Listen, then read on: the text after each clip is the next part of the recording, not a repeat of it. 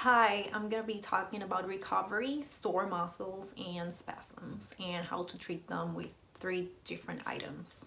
So recovery is a really important part of the training, is as important of the workouts.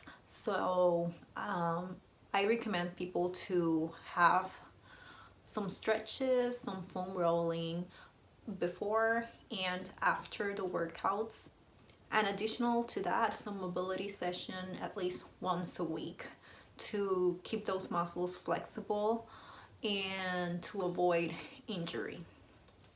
Unfortunately, a lot of people don't take this so serious as it should be and are not putting in the mobility or recovery work, and this leads to more sore muscles, to injuries, to spasms, and a lot of pain.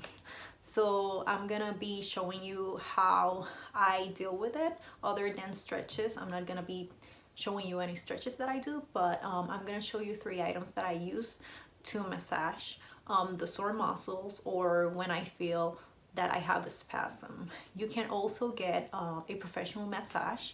You can go to a place and get a deep tissue massage or any kind of massage. It will help a lot with it. But if you don't have a place near you or you don't want to pay for it, this is an excellent choice.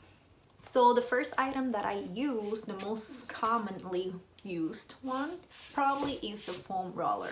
And you can use the foam roller before a workout as a warm-up, and you can also use it at the end of a workout as part of your cool down. And what it does is that it massages your muscles, increases the blood flowing, and also helps with the flexibility and recovery of the muscles because of that blood flowing.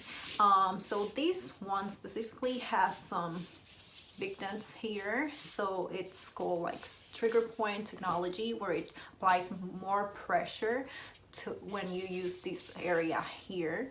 It applies more pressure to the area that you're massaging with the foam roller. And probably you've seen on Instagram, I posted videos before of me foam rolling my back, and also here you can just see how I use it in my upper back.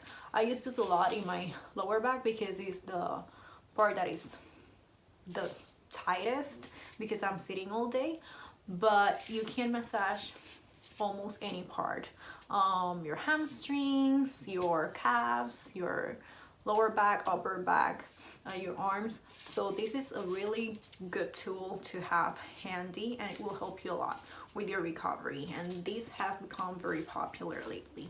Another tool that it's not as common probably is this cane. It's called the Thuricane, and you can see that I'm using it also to massage my upper back because I just had a spasm this week.